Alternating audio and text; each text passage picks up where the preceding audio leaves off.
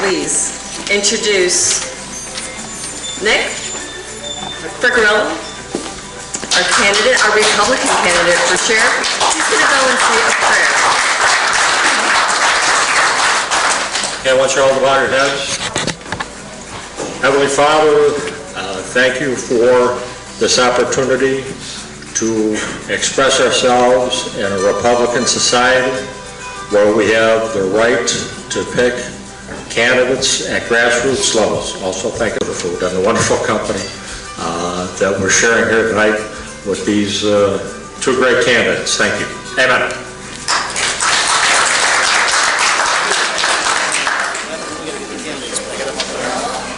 The first thing we want to do is, Steve and I want to thank everybody that came tonight.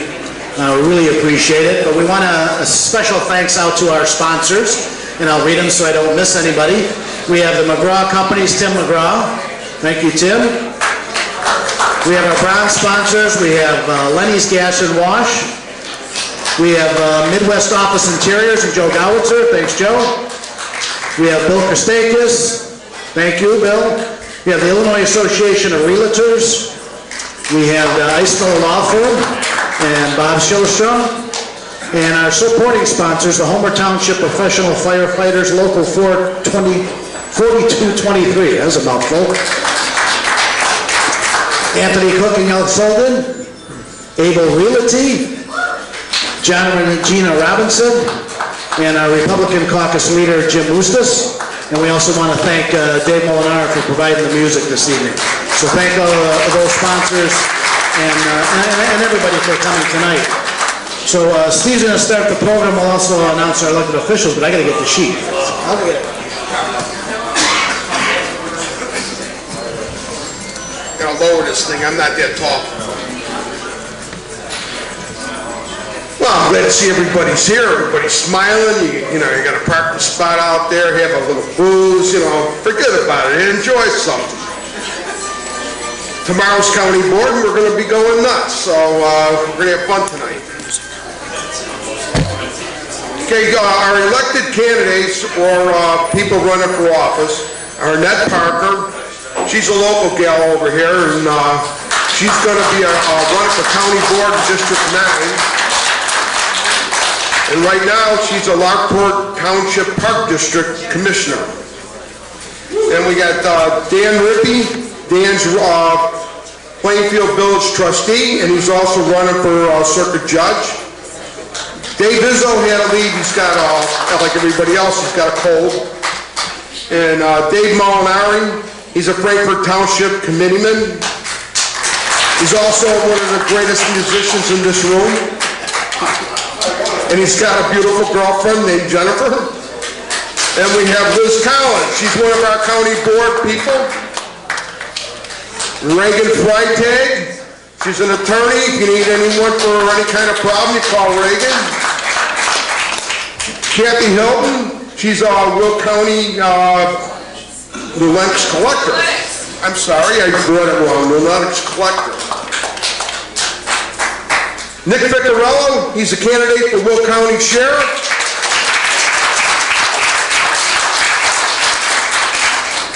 Christina Knightsky, she's a Homer Township trustee. Dan Troike, he's a collector and a committeeman. And Samantha Knightsky, she's a 205 school board member. And John Robinson, he's going to be running for Highway Department in Homer Township. Oh my God, Yvonne Bolton.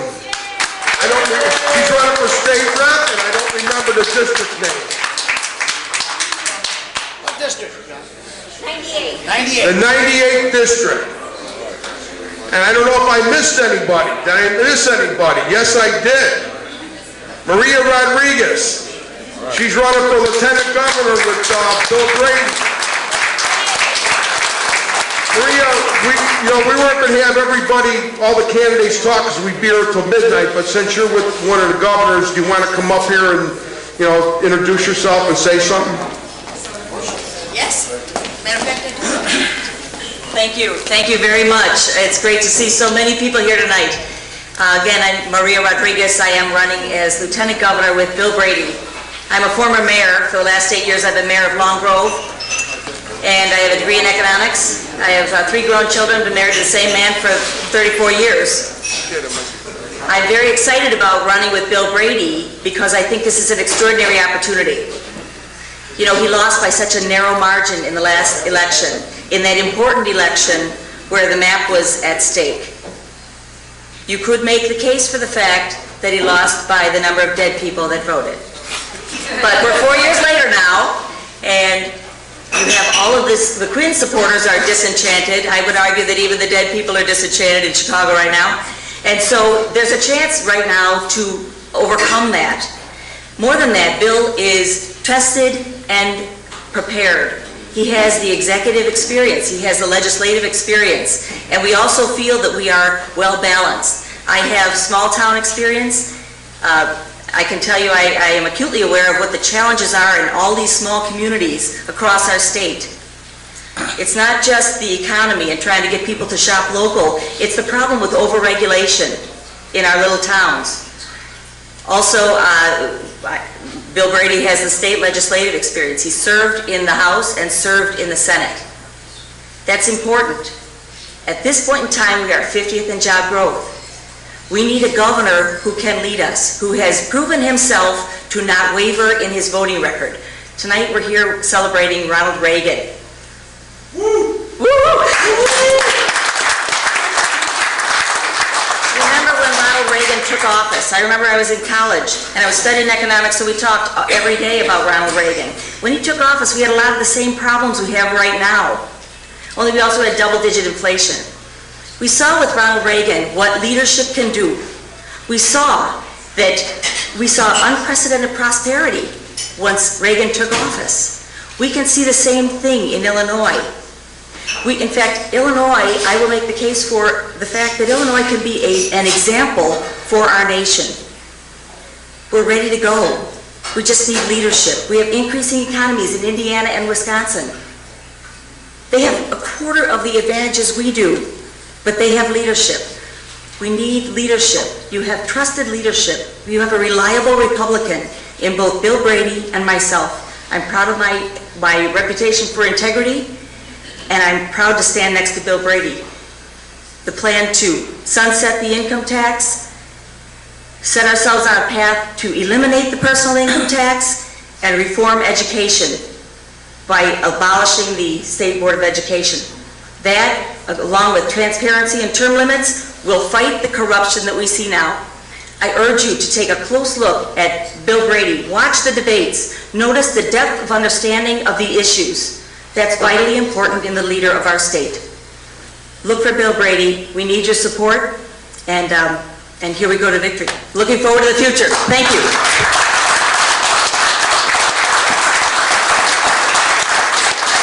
Thank you, Maria. I invited all the governor candidates, and I guess they have a debate tonight, so they couldn't come. But thank God that Maria came. At least we have somebody representing us. Well, the next thing we're going to do is introduce our speakers. Now, this is a Ronald Reagan deal, right? So they're going to be talking kind of like Ronald Reagan would, I guess. You know, they're going to be great orators. The first one that's going to come up will be Charlie Kirk. He's a commentator on Fox News. And you know how the Democrats are always trying to rewrite history? You know, they say something happened that didn't, or they spin it around and make it wrong. Well, Charlie, with Turning Point, made an example out of sticking up for what Reagan actually said. And it's been played on Fox all week. Charlie?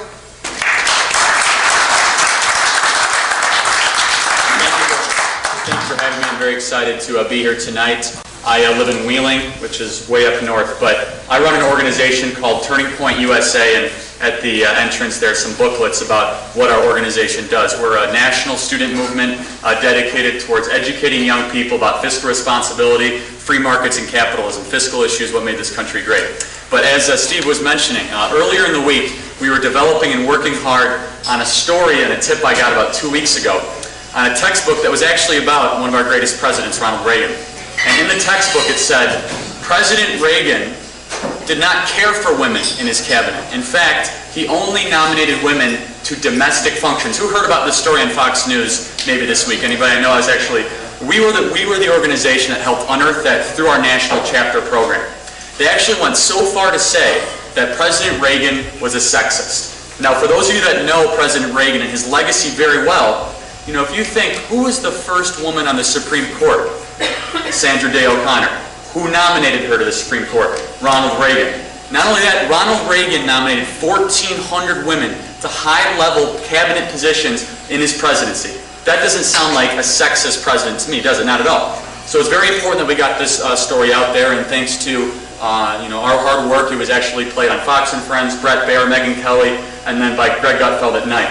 But what this really showed, through our organization and grassroots student exposing, the power of the individual in the modern-day political community. One person can expose a small thing like a textbook, an 18-year-old student from the University of South Carolina, and turn it into a national news item where people like Brett Baer and such are reporting it. And I have good news to report to you today. The university has released a statement saying they're going to put this professor under review and remove this textbook from class. And this is a real example of success.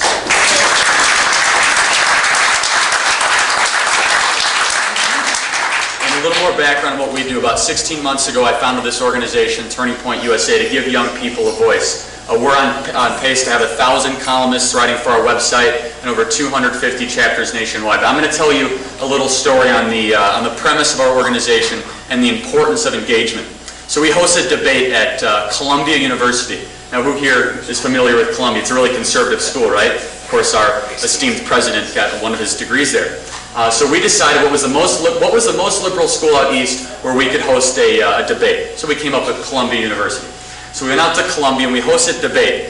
And during the debate, I was debating a devout socialist, a young person, and she was out rambling about how great it was to have more government, the typical socialistic talking points. And I talked about the morality of capitalism. It was so interesting after the debate. I had Ivy League students, kids that got 36 on their ACTs, perfect SAT scores, coming up to me saying, "Charlie, I never even heard that perspective before. I never heard that free markets and economic freedom could help people. I never heard it in a moral pretense." And for me, it only further reinforced the need for this organization. So the next day, the really funny thing happened. My friend Brett, who's a student at Columbia University, said, "Charlie, do you want to come to a political science course with me, sit in the back?" And I said, "Of course, I'd love to. I love political, politics, all that kind of stuff." He said, "That's fine, just don't say anything. I know you love politics, just keep your mouth shut." I said, "Fine, not a problem." So I walk into a lecture hall, about 350 kids, and I sit in the back, I'm playing on my iPhone. The professor walks in, he's got, hair down to his knees, earrings, a t-shirt, the typical type professor we want teaching our kids. So he walks to the front of the classroom, and he starts with the typical liberal academic talking points for the first 10 minutes. And after, about 11, 12 minutes, he said, "And those dirty capitalists stealing all of our money, and those racist conservatives running our country." So, and I could see Brett like 7 rows up. Brett turns around and says, "Don't say anything." So I, of course, pop up and I debate the professor for 35 to 40 minutes. And granted, I'm not even a student at this school. This is one of the most esteemed universities in the country. But what really happened afterwards is I had more students come up to me and they say, "Charlie, thank you for taking a stand. I believe in what you said. I was never able to articulate it, but this professor for the entire semester was indoctrinating us on these big government liberal points of view." And what really that reinforced is the importance of engagement. How many fellow citizens believe in the principles that we believe in? How many young people, how many voters that have never even heard the message, heard it, and reached out to them? And that's the importance of engagement. And that's why we need to engage our fellow family members, our neighbors, into the importance of this voting. So one more last thing that I'll say, and President Reagan was really, really big on not only economic freedom, but he was big on courage. Now people don't actually remember, of course you do, but a lot of young people, and sometimes pundits forget, he challenged Gerald Ford, a sitting president, in 1976 as a primary. People forget, it took a lot of courage for him to do that in 1976, which then led to 1980. There was a lot of merit in a primary type system to support the most conservative, most principled candidate, to make sure that we don't get people that will falter and vote for things that truly do not reflect our ideology and in the long run will make the next generation worse off. One more comment I'll make about my generation. We're at a very unique time in human history. Never before has a segment of the population been so quickly and so negatively affected by their own vote. Really think about it. The people who campaigned for this mess that's going on right now, my generation, literally have to pay for it. We have to pay higher premiums, inflating, soaring national debt, unemployment, can't find work, student loan debt exploding. But if you really analyze it, it's almost like the boomerang effect. My generation were the people that put these politicians into office. Barack Obama built his patronage army on the backs of young people. So what does that mean? It means that we're at a midterm election. We're at a very interesting time in our history. We can go to these younger Americans and say, we understand that you voted for these policies once or twice, for whatever the reason was. You're actually having to pay for it now, and here's the solution we can make. And there's real misery, real pain out there for younger Americans. I always like to say, a young person voting for a Democrat is like a chicken voting for Colonel Sanders. It really doesn't make any sense. I can say this today, there is an optimistic tone in this country. We must get behind principles, not necessarily politicians, ideas overall. I encourage everybody to come up to me, get one of my cards, learn about Turning Point USA. One of our 64-page pamphlets is in the back, educating young people how to get more involved on campuses, high schools, how they can break stories, how they can let their voice be heard. And one last thing, the youth of this country should not be written off. Not every young person out there is a liberal, pajama-wearing, cappuccino-sipping liberal. It can be one with perseverance, hard work, and reaching out. Thank you so much, and have a good night.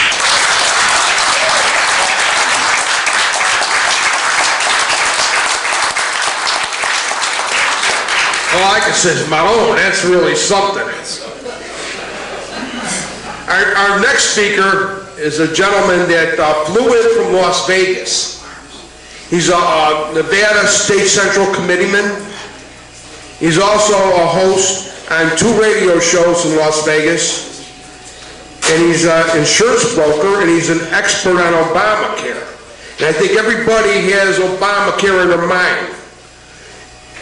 We're going to have a gentleman that knows all about it, but he also is going to talk about Ronald Reagan. And you'll be shocked to hear what he has to say.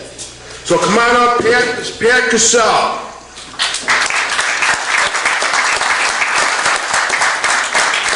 That's a tough guy to follow. You know, it's interesting. About 34 years ago, Ronald Reagan made a speech about socialized medicine. And if you change the names to protect the innocent, and you bring it forward to today, you would swear the conversation was happening right now. Right now in the United States of America, we have socialized medicine. And how socialized medicine will work is it sounds really good. We're going to try to help that 15% of the population get insured. The other 85% are going to pay for it. The consumer who is responsible will pay for that 15%. Here's how the 15% really work.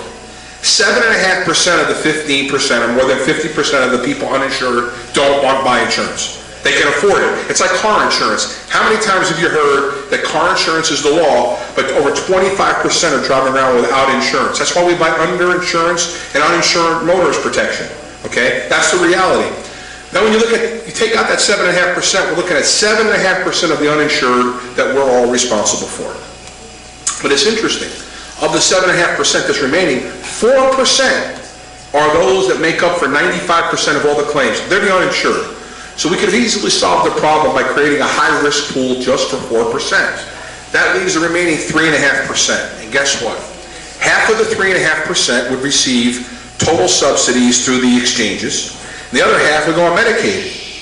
Unfortunately, our new system, we're creating a welfare state. This is what they really want. They want us to depend on a government. And a great man once said, a government big enough to give you everything you want is a government big enough to take it all away. And that's what's happening right now with health care. Because we were told when this health care bill was passed, simple, 3 things. Number 1, you like your plan, you get to keep it. How many people here have heard that? Anybody heard that before? You like your doctor, you get to keep him or her. Wrong. And number 3, we're going to save $2,500 a year as a family.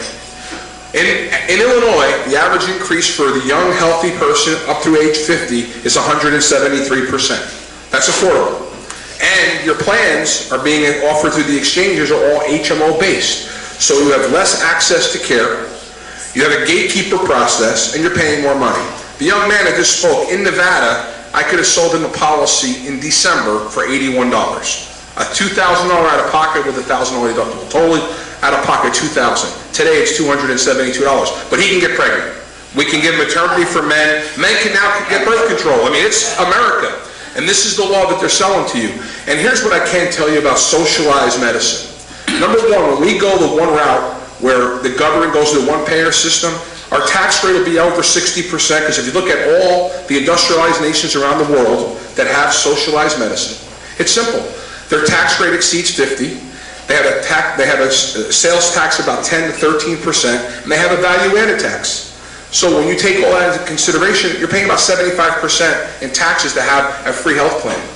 But it's even better. You have less doctors because they are being capped at what they can make. And in the United States, we are a for-profit nation. We can make money. That's what's being thrown out the window.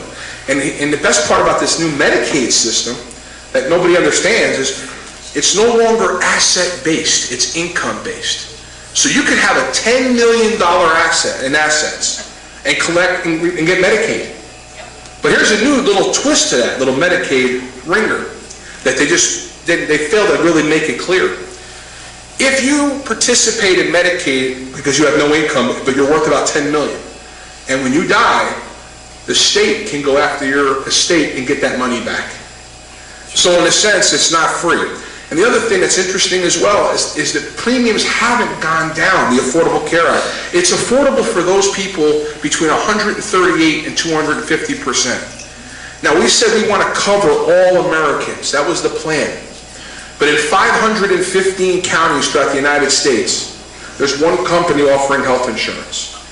And some of those states that did not take the Medicaid expansion, that were smart enough to say no, if you are making $11,000 and you don't qualify for Medicaid in your state because it's not offered, you also can't qualify to get onto the exchange. So you're uninsured. Hence, we're trying to insure everybody. The new ruling that's coming down the pike is if a business owner offers benefits to the employee, he can waive the spouse because the spouse is no longer considered a dependent. And if the premium, if the employer does offer insurance to the spouse and to the kids, and the premium exceeds 8%, they can file for hardship and not buy any insurance at all. So how are we really solving the problem? All I know is that 3.2 million supposedly now signed up for Obamacare nationally. Of the 3.2 million, only 11% were uninsured. 11%. The other 89 had insurance and transferred over. But if you can do the math, now go along with me, I'm not real good with numbers. 6.685 million lost insurance, 3.2 signed up for insurance. We have more people uninsured today using the Affordable Care Act, which is very unaffordable, than we had in December.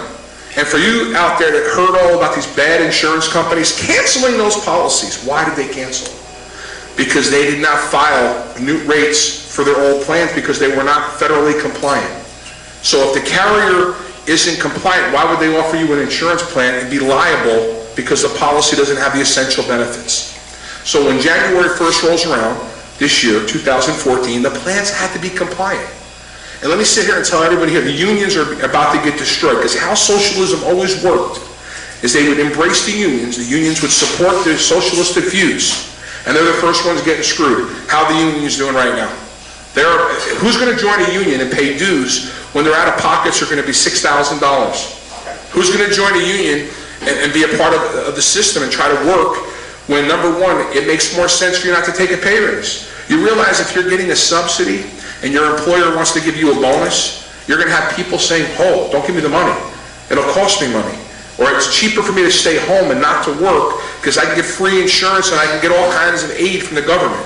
Again, as I opened up my statement, a government big enough to give you everything is a government big enough to take it away. And we're becoming too dependent. This bunch of people here are so valuable. Having a 20-year-old get up here and speak with that kind of energy, that kind of vision, we need to educate the youth of today to realize that there can be a tomorrow. Because if we don't stand up for these youngsters today, our grandchildren, our great-grandchildren, and their children are all going to suffer, and we will hang the communist flag. And by the way, Khrushchev once said, don't worry about the Russians hanging a communist flag in America. You'll do it before us any day. Thank you.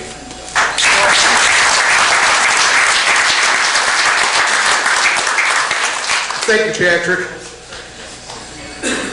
Our last speaker is a gentleman that he became a friend of mine before he ran for governor. And he won the election in Homer Township. Got to always make sure we say that. because he carried the governor vote. He ran for governor the last round. In this round, he's out fighting for all the candidates. You know, so he hasn't stopped. He's always been involved and engaged, and he's helping everybody he can to press a conservative point of view and make us all a better state. With that, Dan Proud.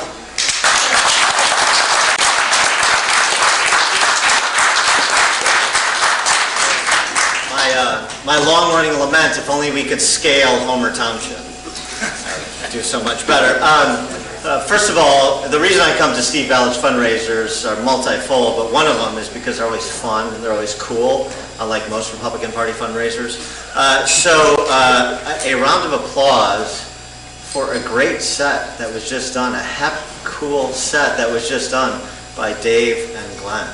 Please, a round of applause.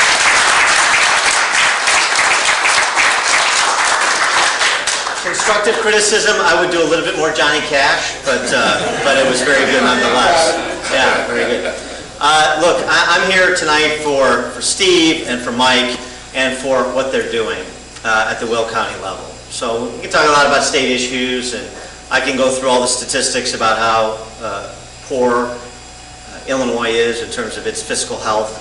But I rather think about this being a Reagan Day celebration, and not just evoking Reagan's memory, but actually pointing to people and exalting people that are living his example, because that's the point. We're not just supposed to remember Reagan or remember Lincoln during these seasons.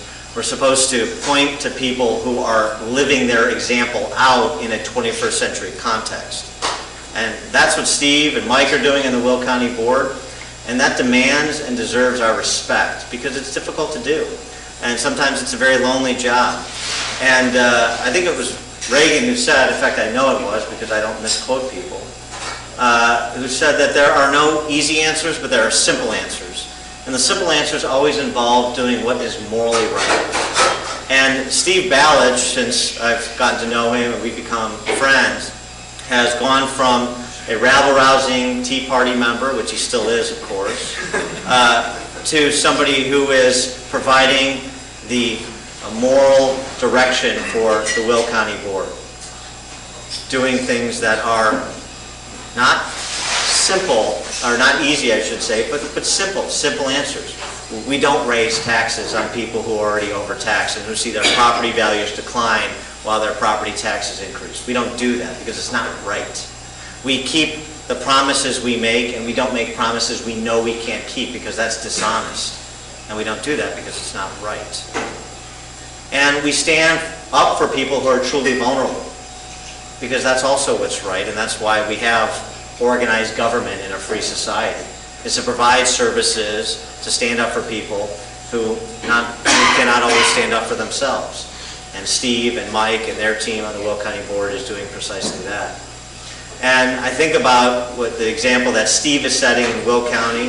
I think about this example too, when we lose hope in Illinois because so much seems forlorn and there are so many Republicans who have lost the will to live because Mike Madigan is indomitable and John Cullerton is unbeatable and Pat Quinn is a buffoon, but somehow he keeps winning. And so we can't understand why we have the circumstances we have, and yet then you have people that are living Reagan's truth in their daily lives. Steve's doing it on the Will County Board, Mike is too. But Pam Harris, an underreported case that Republicans should be championing, we all should be championing and telling our friends. Pam Harris is the parent of a developmentally disabled child, her son, who has now taken Pat Quinn, and by extension the state of Illinois, all the way to the United States Supreme Court. Because what Pat Quinn and the Chicago Democrats in charge of this state did is more important and more unconscionable than all the taxes they can raise and all of the budgets they can bust. They attempted, through their emissaries, the Service Employees Union, SEIU, to intervene between parents and their developmentally disabled children. That's what they did. That's what they attempted to do. But Pam Harris and a bunch of other moms and dads of developmentally disabled children stood up and said, no, that's not going to happen. Mostly Democrats, by the way, because of course they've been socialized to believe that Democrats are the party of social service providers. They're the party of the truly vulnerable. This is our opportunity to give lie to that myth that has been propagated by the state-run media, by a well-funded Democrat Party for these many years. Because if we're going to be a Republican Party in the majority ever again, we have to be a party that is interested in the plight of actual human beings, not abstractions, not statistics, not macroeconomics, but the micro lives that people lead. Their aspirations for quality of life in this state, their aspirations for their children. And Pam Harris, one woman in Lake County with one child, stood up and has taken the governor and this power structure that we say is indomitable, that we say we can't beat, that we say it was written in Scripture that Mike Madigan shall lord over Illinois for time immemorial. It's untrue. And all it takes is just a few people to stand up and say it's untrue, and to say that I won't abide it. And I'm not going to abide it for myself, and I'm not going to abide it for my child, and I'm not going to abide it for my local communities, and I'm not going to abide it for my county government. And all of a sudden, you'd be surprised how things can change. Once you reveal to all who have the scales covering their eyes right now that the emperors in this state have no clothes. That's what Steve's doing, that's what Mike is doing, that's what just regular, ordinary people like Pam Harris in Lake County are doing, and that's what we all should do, and we should share their stories, and we should support the people that are showing the courage that Charlie Kirk talked about. By the way, I drink cappuccino, I'm still a conservative. But we should share their stories so that people know that it's okay to stand up and be counted, to stand up and defend what they know is right, to stand up for the simple answers, not the easy answers. And so, frankly, as a guy who is not very often humbled, I am humbled to be here to support my friend Steve and Mike and what they're doing and what you all are doing in support of what they're doing. Thank you very much.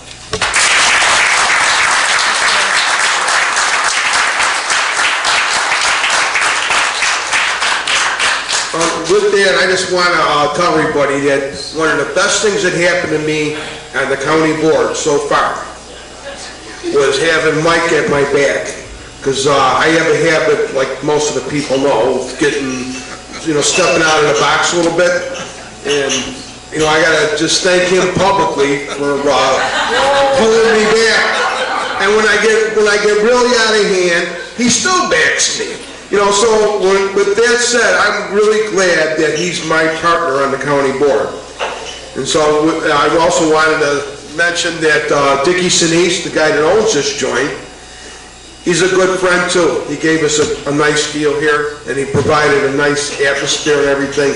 So thank you everybody for coming out here, and God bless you.